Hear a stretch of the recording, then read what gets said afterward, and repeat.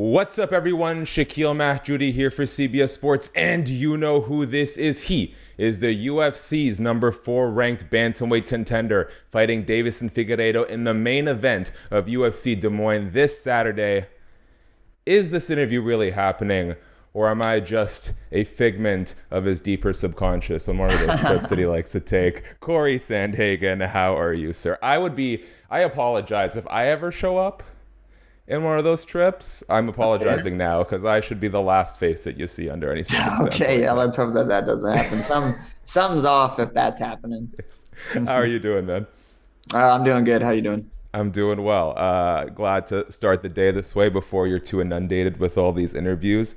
First, you've been very busy. I mean, even I can tell from like how well the camera's framed and the shot here. Tell me a little bit about what's inspired Cory's stupid vlogs. You've been leaning on ChatGPT for your trash talk. You've been practicing your mean mug on the face-offs. How has this all started and sort of developed? I just didn't really want to do normal vlogs ever again in my life. I feel like I feel like I already hate it enough when I have to do that when it's not up to me, like when the UFC sends people, but I especially hate it when I have to do it like on my own. So I was just like, look, with my videographer, YouTube guy, I was like, look, man, I'm not doing vlogs. We're doing skits because I can't stand just having you follow me around all day. What are some of like the comedic influences? Because you kind of have this sort of like dry, deadpan vibe going. Oh yeah, so I really liked like Summer Heights High. I don't know if you know it.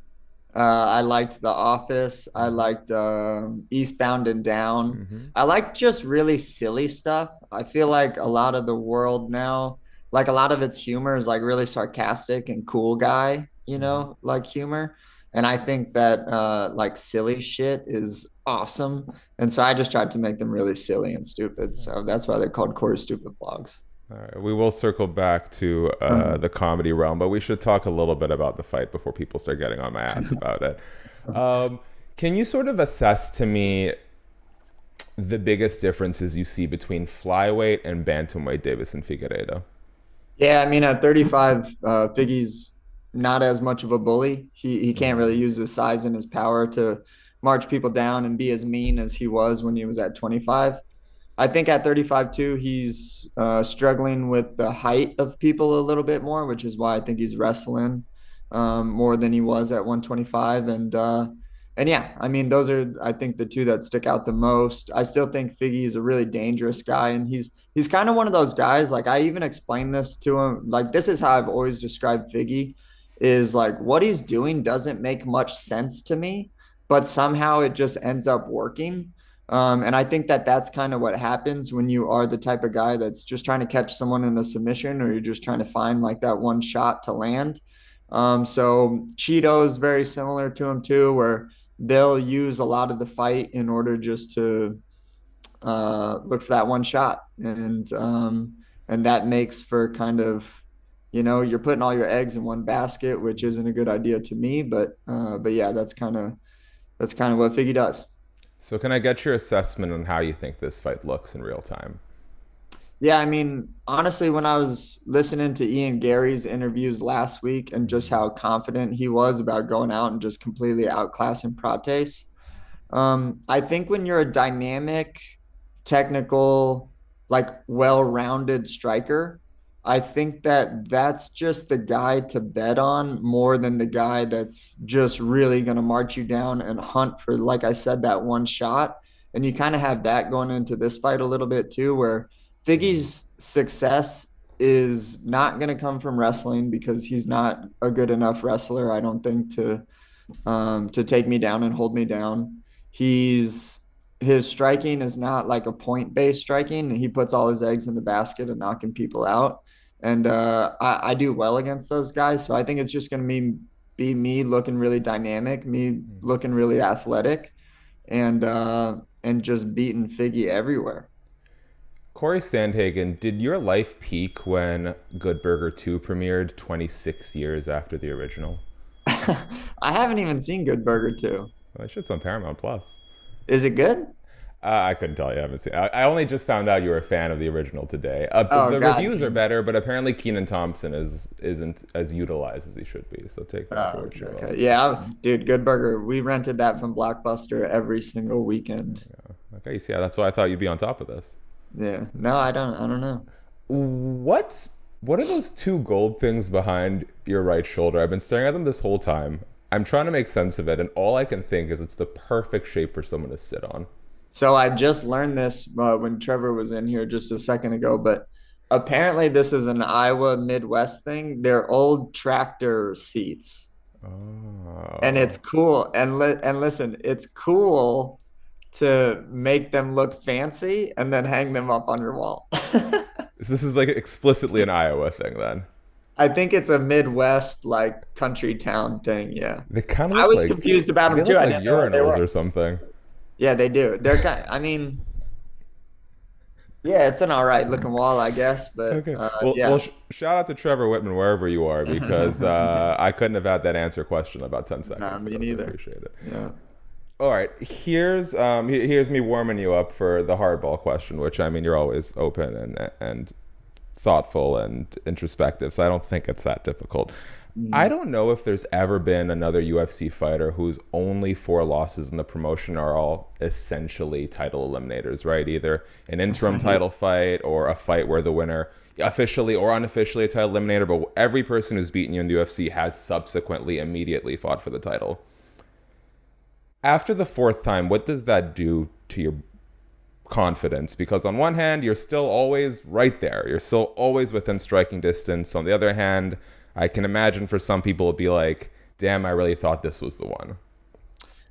No, it kind of does nothing, honestly. Nice. I try to just juice as much good out of my losses as I can without being a little bitch about it too. Like obviously like facing the reality of the fact that all four of those times, except for the one time when Aljamain finished me, um, were just me being almost the winner again, Mm. and that feeling really sucks. I'll say too though that those are the ones that you learn a lot from because I think that champions win in the smallest of margins sometimes, and the amount of detail that they have to pay attention to is incredible, and it just levels me up more and more and more every time.